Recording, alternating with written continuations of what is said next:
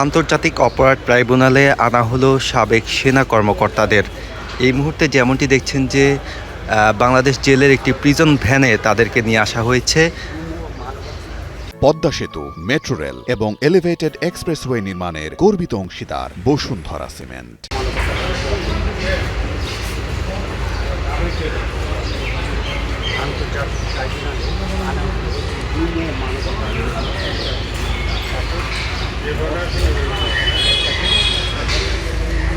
কঠোর নিরাপত্তার মধ্য দিয়ে তাদেরকে আন্তর্জাতিক অপরাধ ট্রাইব্যুনালে নিয়ে আসা হয়েছে, যেমনটি দেখছেন এই মুহূর্তে।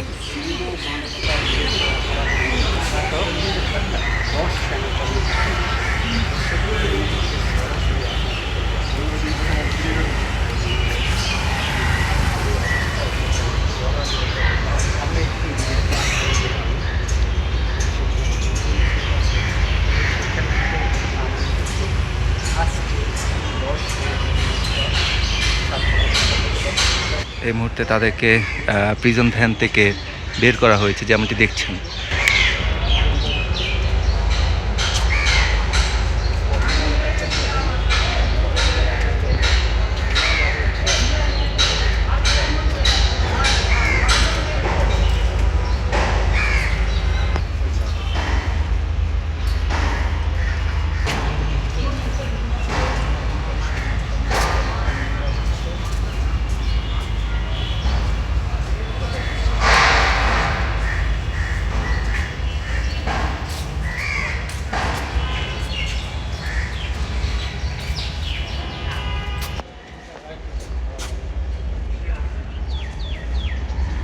একে একে 10 জন সাবেক সেনা কর্মকর্তাকে আন্তর্জাতিক অপরাধ ট্রাইব্যুনালে নিয়ে আসা হয়েছে। আজকে শুনানি এবং সাক্ষ্য গ্রহণ চলমান রয়েছে।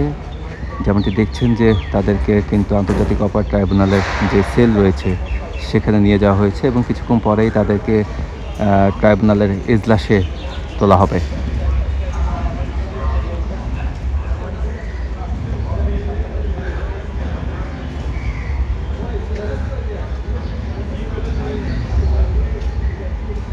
কঠোর নিরাপত্তার মধ্য দিয়ে সাবেক এই 10 সেনা কর্মকর্তাকে আন্তর্জাতিক অপরাধ ট্রাইব্যুনালে আজকে নিয়ে আসা হয়েছে।